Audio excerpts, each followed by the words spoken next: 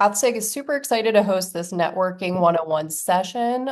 We want to thank you all for your attendance, and we hope this session is helpful to you. My name is Jenna Aungst. I am the president of PathSig, as well as a third-year medical student at LMU DCOM. I'd like to invite the other members of the Virtual Path SIG e-board who helped plan this event to go ahead and introduce themselves. Hey everyone, my name is Aaron. I'm the vice president of PathSig. I'm a fourth-year medical student at UNC. And yeah, excited for a good event today. Hi everyone, my name is Ting and I'm a third year at Marian University. I am the event co-chair and I will be moderating the session today. And hi, I'm Teya Dragovic. I'm a second year student at CCOM and I'm one of the social media chairs for PathSig. Just to give a layout of how the event will run today, our team members will be giving a short presentation on tips for networking within the pathology community as you move through your educational career. And we encourage you to ask any questions via the chat. Okay, fantastic. So we're going to go ahead and get started. So this session, again, is Networking 101, and we're just going to discuss with you guys how to build your career in pathology. These are just based on our personal experiences. Okay, so we have 8 tips today, and the first one that we'd really like to encourage all of you to consider is joining a professional organization. So I know that there are a ton of different pathology organizations. Here we've outlined a few that are free, which is really important to us as medical students and trainees. I highly recommend joining CAP, ASCP. Both of those have a lot of really good funding opportunities. NAME, if you're interested in forensic pathology, and there are also multiple subspecialties here as well. So we have the Digital Pathology Association, the Association for Molecular Pathology, we have cytopath and renal as well. And that's, again, not an inclusive list of all the subspecialties.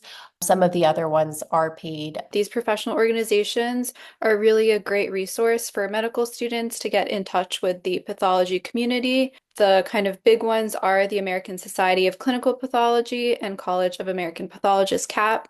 If you're interested on the forensic side, NAME. These all have free memberships. They also have some online guides for your pathology career. One great thing about ASCP is they actually have a mentorship program. So as a medical student interested in pathology, you can sign up to get a physician mentor to mentor you on your journey to pathology residency and exploring the career.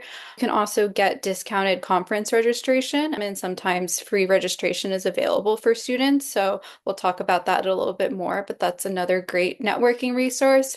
And a lot of these associations also have scholarships for students interested in pathology, whether it's a travel grant if you're presenting a poster or grants for starting your own PathSig at your university. Those are all great resources to look in. And then you can access this online and see what's available. Once you get in touch and start joining these different organizations, you'll start to realize that there are a lot of different opportunities to get involved. And one of the easiest and most direct routes is by joining a committee. So each of the organizations will have a list of all of the different committees and subcommittees on their website. Best strategy, see which of those are student friendly, or just reaching out to anybody that you might know that's a current member, or if they have a medical student contact that's available on their website, they can help guide you towards those committees. And also the ones that aren't necessarily student-led or student-run, but students are welcome to join and just help assist with different projects and things like that. So if you see something that looks interesting to you, you can always reach out to the committee chair and just explain what your role is, what your interests are, and just see if you might be welcome. And I think you'll be pleasantly surprised with how easy it is to get involved. And that leads us to our next tip. I really want to emphasize how important this is to networking.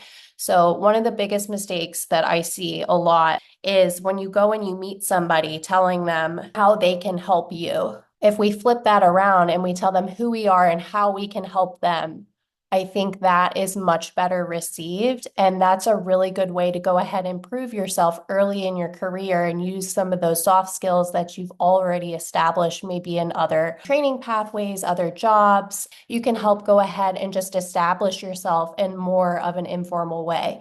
Let's just say communication. On one hand, you can say, I'm a great communicator.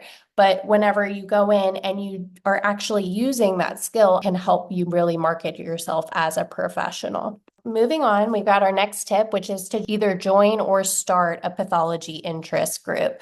If you are on the medical school track, there's a couple different options for you. Some students might be limited by the fact that they don't have a pathology interest group within their organization.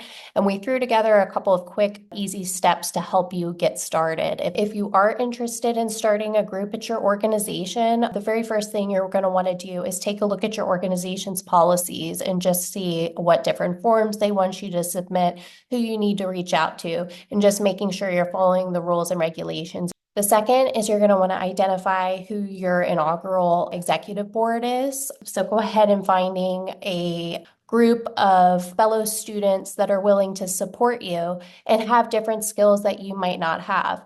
Really important to make sure that you bring somebody in that's good with finances, keeping track of the flow of money, helping with promotion, maybe has some experience developing content and outreach materials on social media, that kind of thing. So making sure that even if you do not have those skills, you're surrounding yourself with people that do. The next thing you'll want to do is put together your pitch.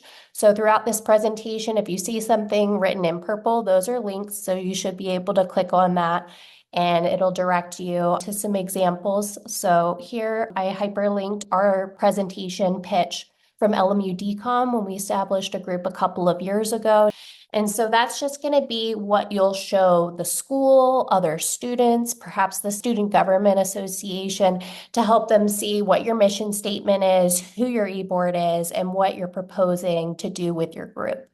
The fourth step is you'll want to identify a faculty mentor, and that person is going to be really critical to helping you legitimize your group, as well as connecting you with any resources offered at your school that you might not necessarily know about. It's also really helpful just for small things like creating a Zoom link, that kind of thing. So picking somebody in line with that, somebody within the pathology department or anatomy could help you. The next thing you'll want to do is write up some bylaws. Again, I've hyperlinked a template here based on what we used at LMU DCOM. These are really helpful. They just outline the purpose of your group, what the members would do, whether you're collecting dues, what the different roles are within your executive board, and what their responsibilities would be. And then lastly, identify some funding opportunities. We've consolidated a few of those here in this presentation. Those are primarily through the professional organizations. Consider selling merchandise, for example. You might have funding available to you through your student services department. So those are things that you can explore, and funding is really critical in order to have a successful Path SIG, because unfortunately it's very hard to get people to come to things. So offering free food, or if you're taking them on a field trip, offering to pay for an Airbnb, hosting a specialty match reception for people at your program that have just matched into pathology is a great opportunity to network. And it's nice to have little gifts for those people, as well as anybody that comes and gives lectures at your school. So those are just some quick tips, and hopefully that'll help get you started.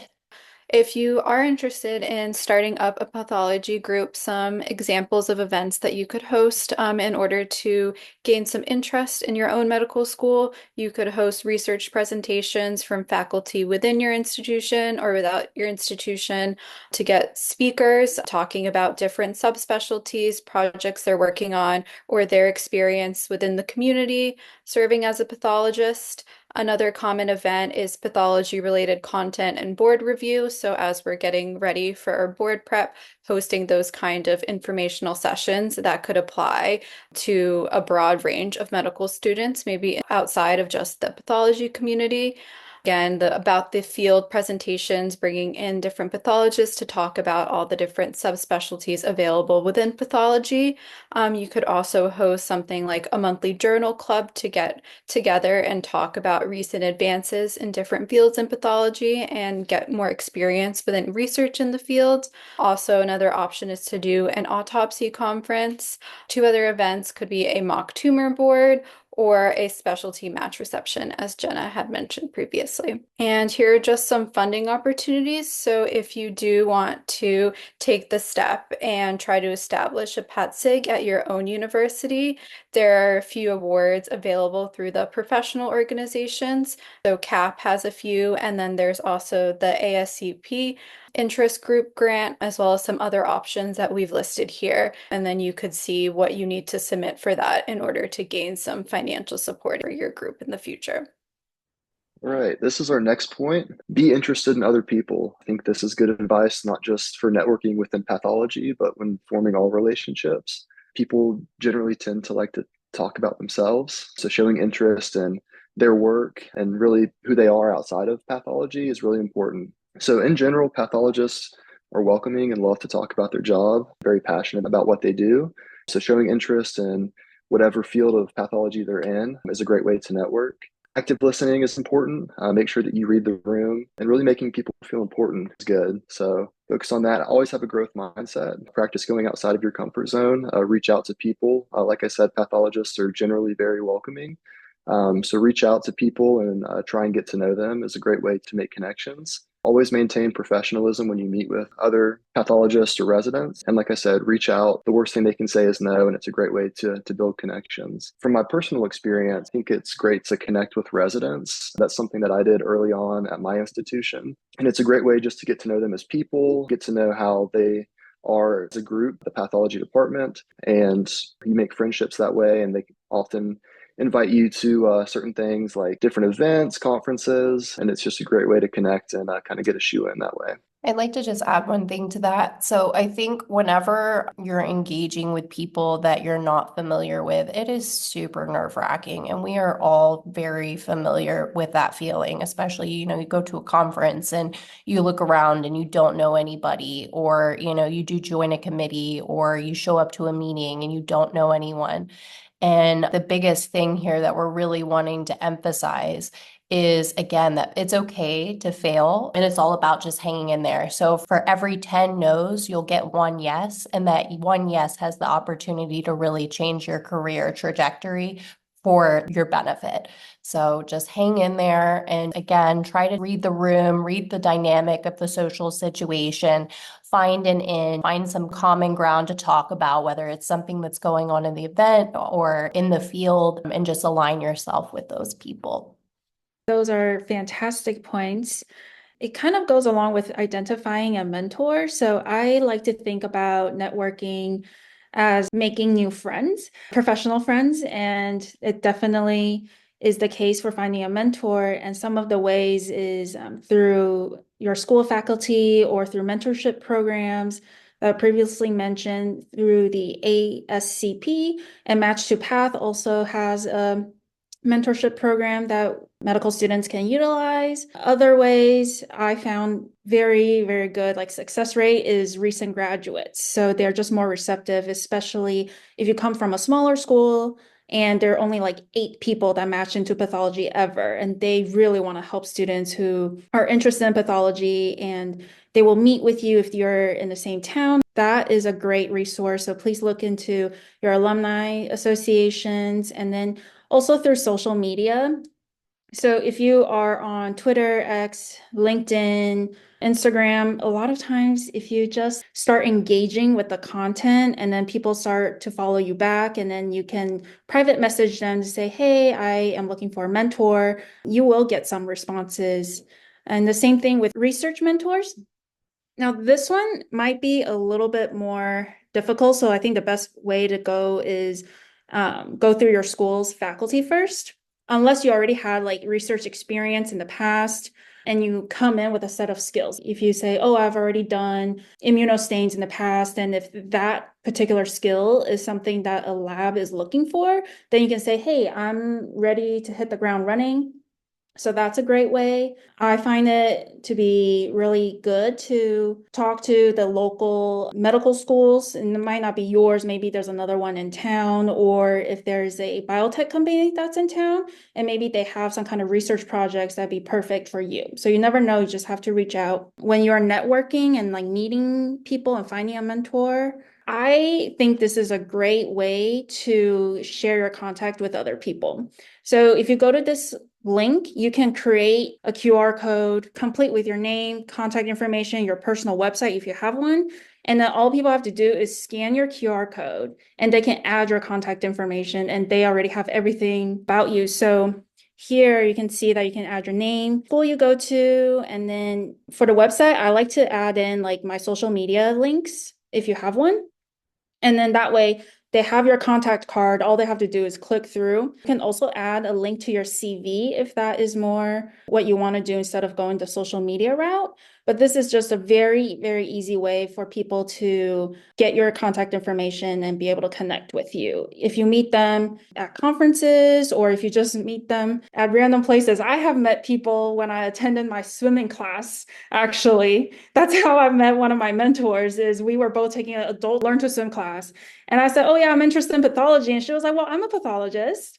And I was like, oh, here's my contact. So you never know where you're going to meet people. And I just like to have that. I actually have my QR code saved as my phone screensaver. So it's just like super easy for people. Along the lines with finding a mentor, if you are third or fourth year, you're going on rotations, even if it's not in pathology. If you just let people know that you are interested in pathology and maybe on your lighter days or your days off, they may offer for you to go to the pathology lab. And that's also a great way to meet another pathologist in the field.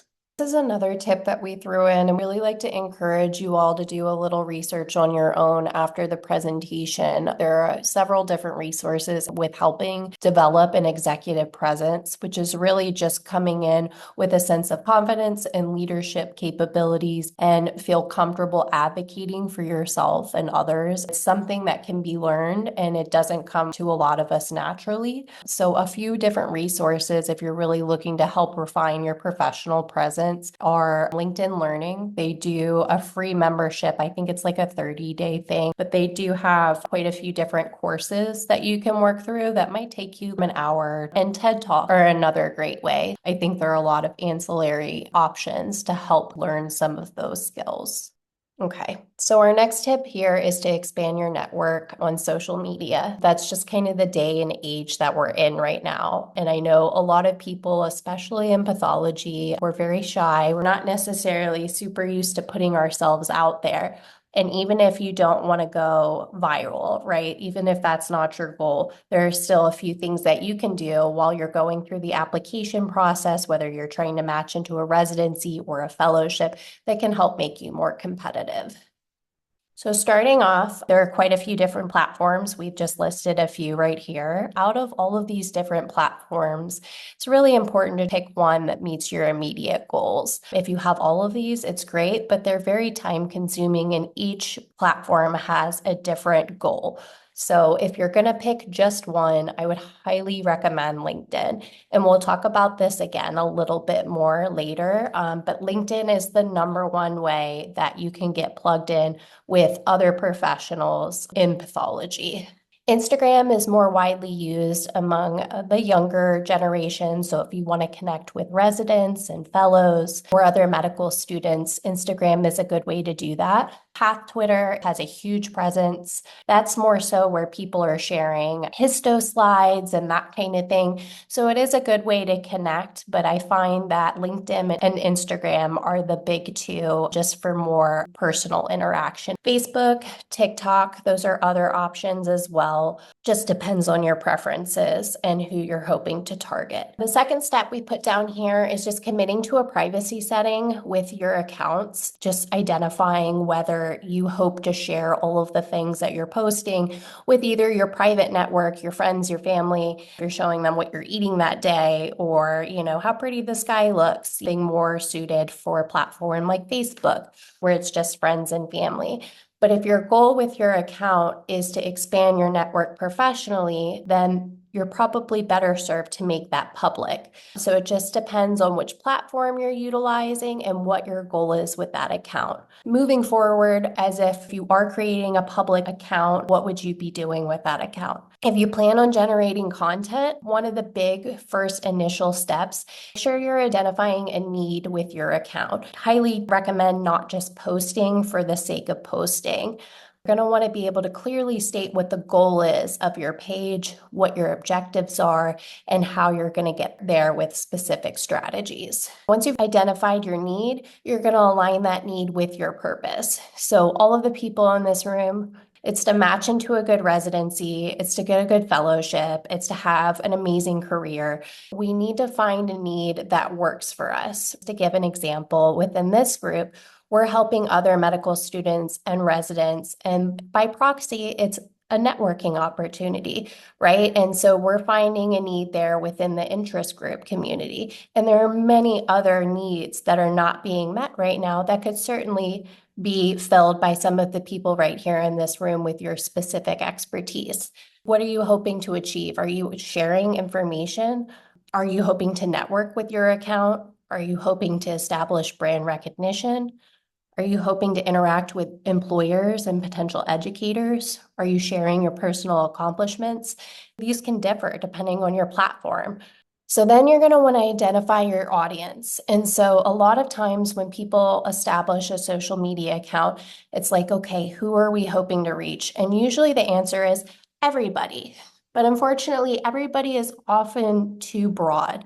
So it helps to refine what your target audience is so that we're tailoring our content for that specific group based on our level of expertise. So me as a medical student, do I have any business telling and attending what they need to be doing? And the answer is no, right?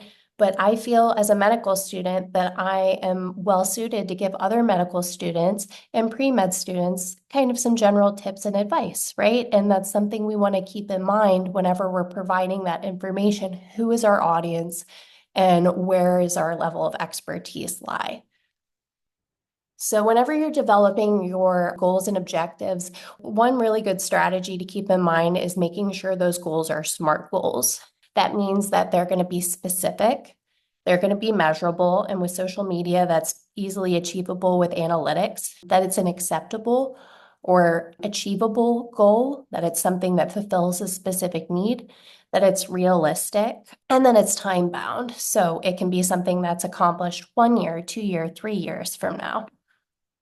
So in terms of personal branding, there are a couple different components whenever you're building your social media accounts. The first is your username. So this is Cullen. He was one of the initial e-board members of Path SIG. I think his account gives a really good representation of how personal branding can really go a long way. When you're developing your username, if you want your account to be a good professional representation of you, it's public, then use your real name. And that's just accomplishing what we call search engine optimization or SEO. When a residency program director is considering you and they Google your name, this will pop up. And just keeping in mind that does happen. People will Google. And so we just want to be mindful of what's coming up.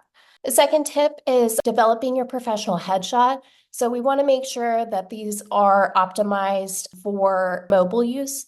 And whenever they're cropped, a lot of times it'll blow things up kind of in a weird way. So just making sure that they're an appropriate size. We don't want our image to be blurry or cropped strangely. Rule of thirds is a fun one. And so you can see here out to the left, to the top, and to the right of Cullen, there's 1/3 margin around him. So when you're framing your shot, that's a good way to just make sure that it's aesthetically pleasing and it's not too close or too far away. Having a plain or a blurred background is helpful, wearing neutral or professional clothing, and just having a big smile. This is a good opportunity to showcase your personality and just show them that you're friendly, you would be great to work with, we're here to be part of the team. The third thing is the bio. So I gave an example of my bio here. In this bio, you want to state your position.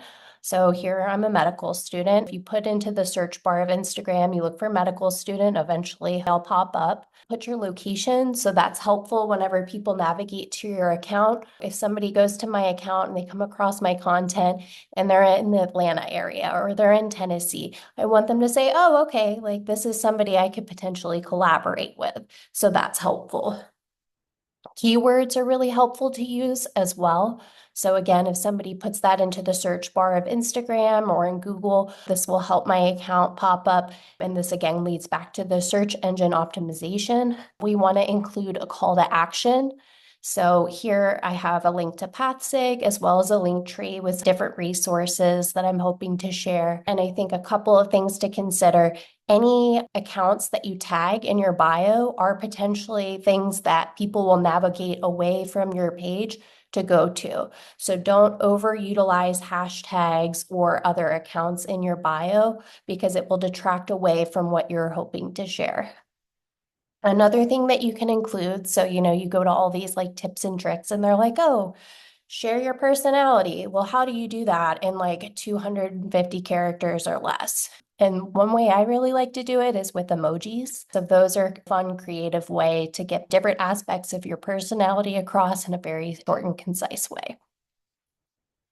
So for your LinkedIn, you really just want to have a very clear and professional photo, and with your name and the school you attend very clearly written out. And this is a place you can really connect with a lot of pathologists and other medical students. And also, if you are interested in going into that industry, I know a lot of industry is more on LinkedIn compared to the other social media accounts. The way you can engage on LinkedIn is to share achievements and updates of your own attributes or from other groups that you follow. And the one thing with LinkedIn, it is a very professional social media platform. So make sure that everything is very professional. This is not a place where you want to share where you ate usually, or if you gardened, and that is for maybe Twitter would be a better place or Instagram.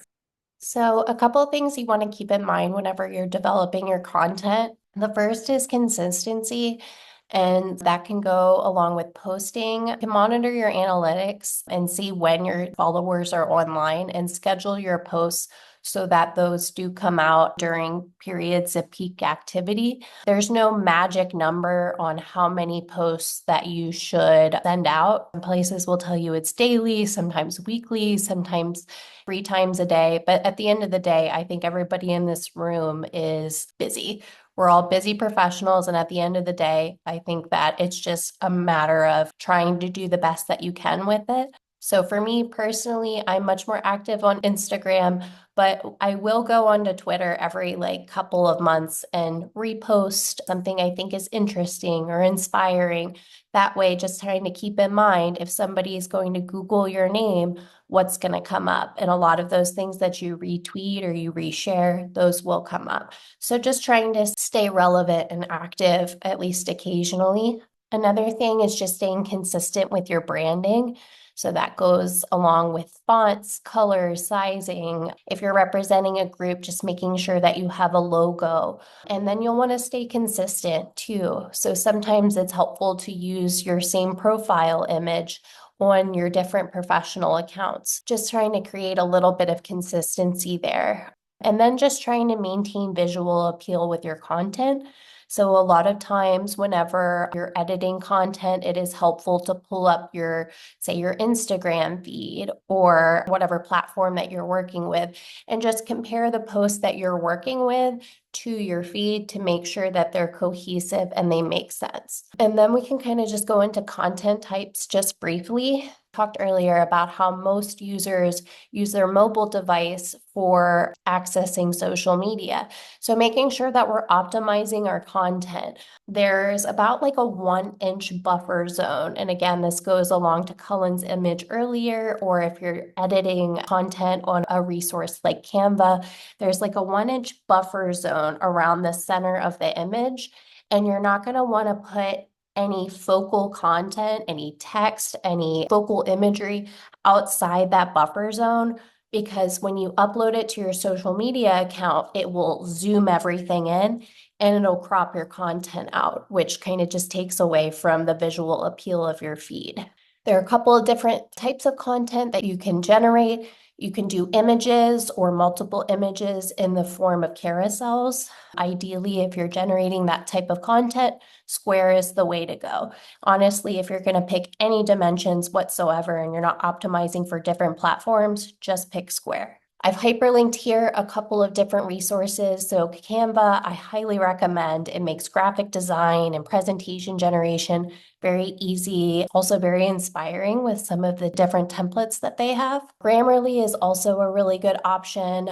There's a plugin that goes into Google Chrome and will help you just kind of check things as you're going to make sure that our spelling is good, because we don't want to send out any content that's inaccurate or has typos. If you're going to pick one single type of content, Reels is the highest yield and will get you the most engagement. Typically, we like to go with vertical Reels. I think those are the most generalizable across platforms. Consider horizontal dimensions if you're doing YouTube or LinkedIn. Try to utilize trending audio, so as you're going along, you can save the audio and utilize it later. Linked here are a couple of different accounts that have fun, cool ideas for different transitions if you want to get wild with it. And then editing, highly recommend CapCut. It's a free resource and it is really easy to use. Finally, we just want to make sure that we're including a caption that again helps us with our search engine optimization. We'd like to keep it brief and utilize relevant hashtags to help amplify your reach. Don't go overboard with it. Anywhere from 5 to 10 is more than sufficient.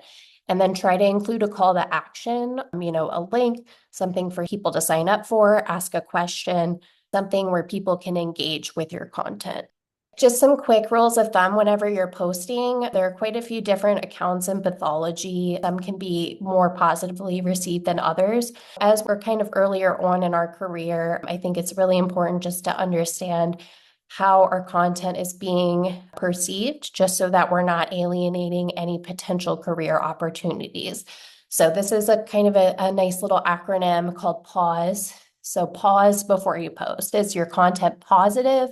Is it accurate? Is it useful? Is it supportive? And is it ethical?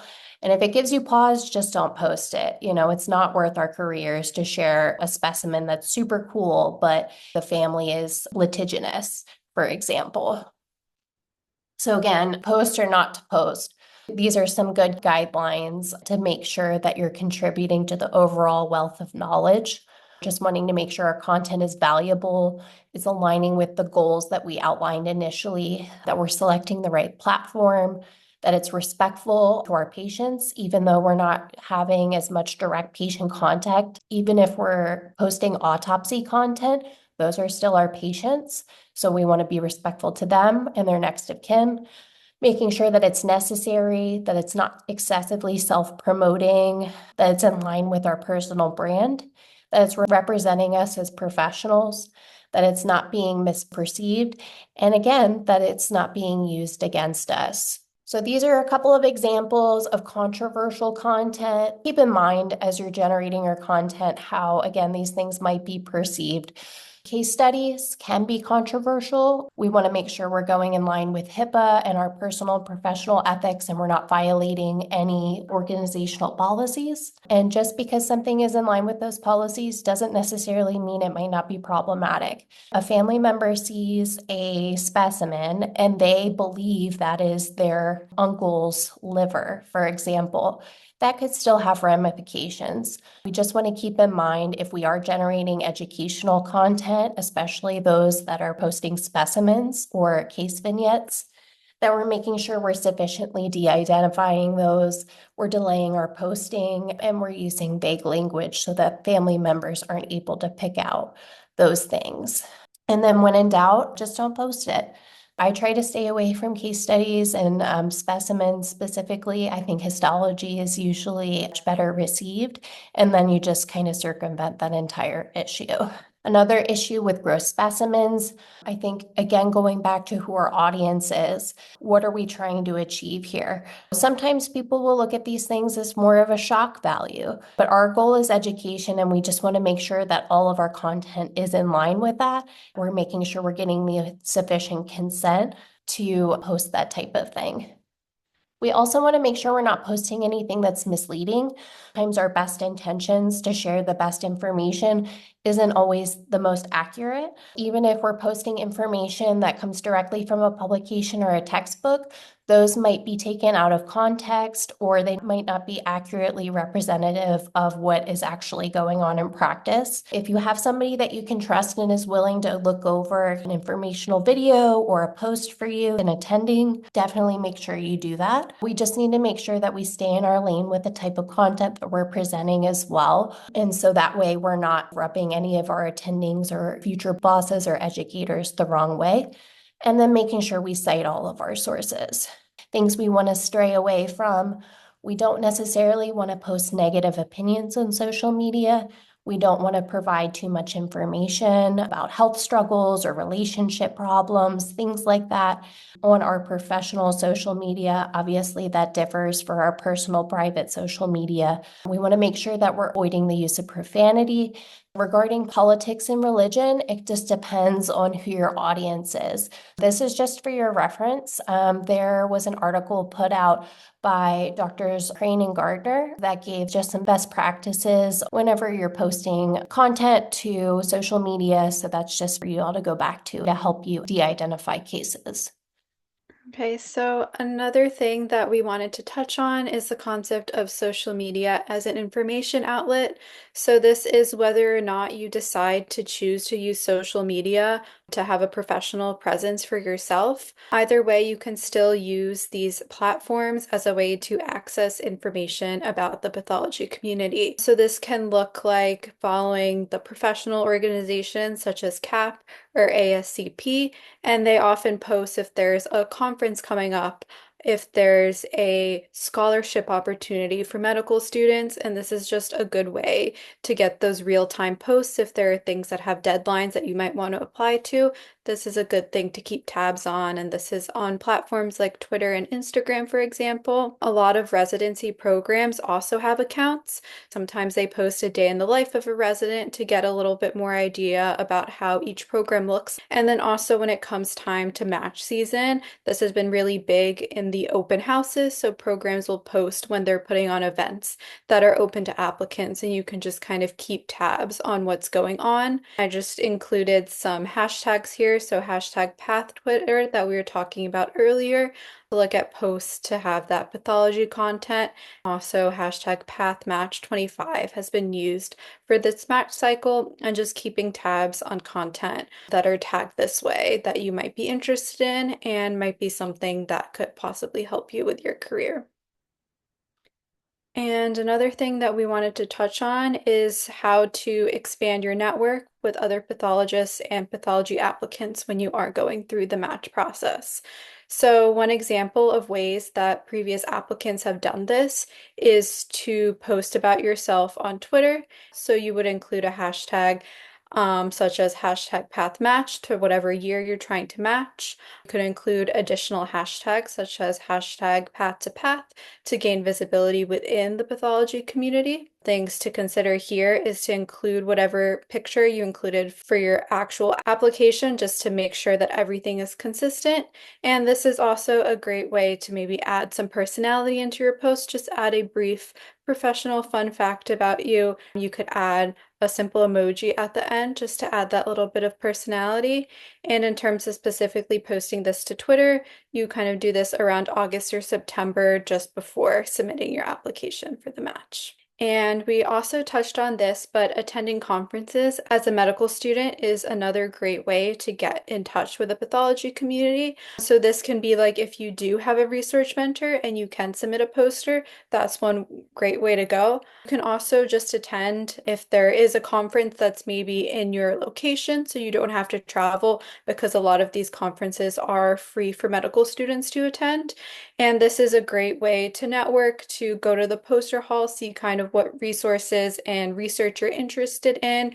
You can also connect with other medical students at different medical schools throughout this process. One thing that Path SIG has done in the past is create group chats for various medical students that are going to the same conference.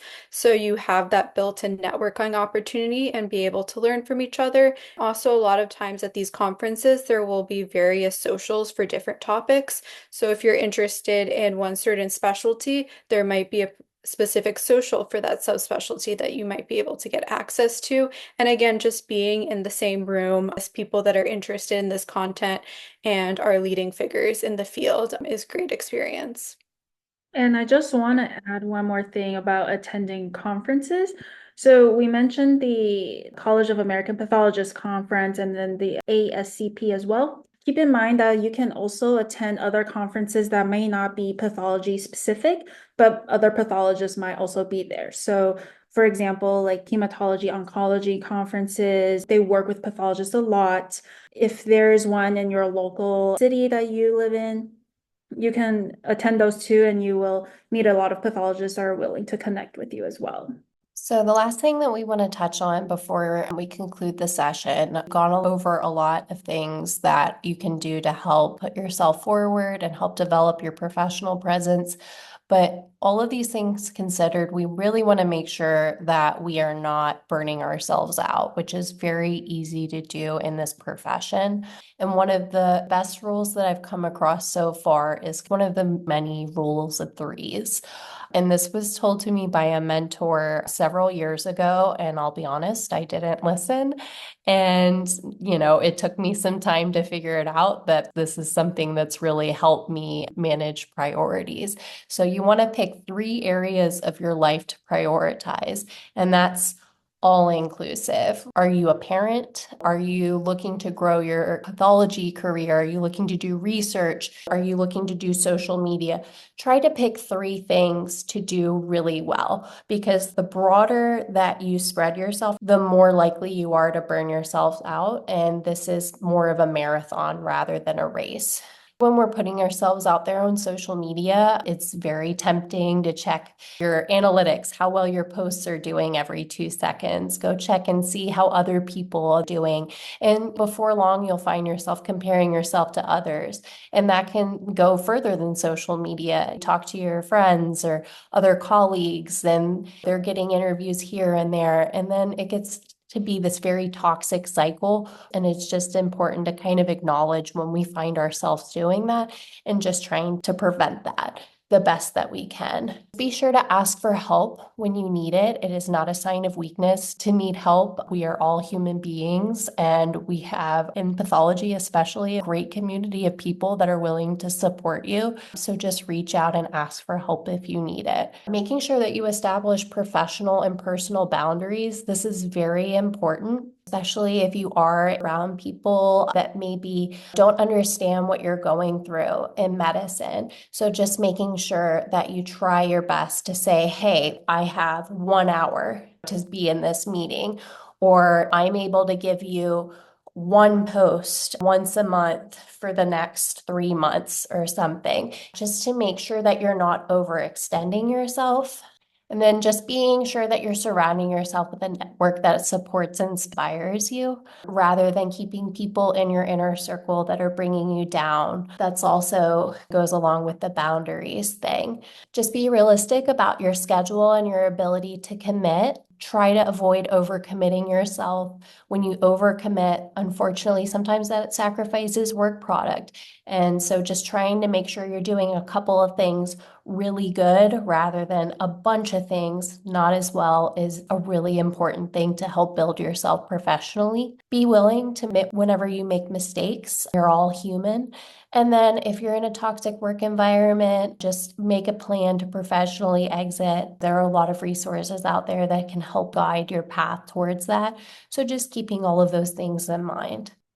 On behalf of Path SIG, we just want to thank everyone for attending, and we want to remind everyone that Dr. Castor will be putting on a medical school cheat code webinar scheduled for Saturday, November 16.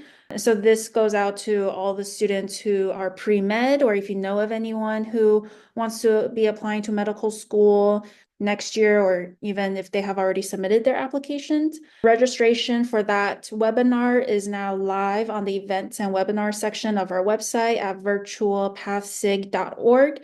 And if you don't already, please follow us on Instagram, X, Facebook, TikTok, and LinkedIn at path_SIG.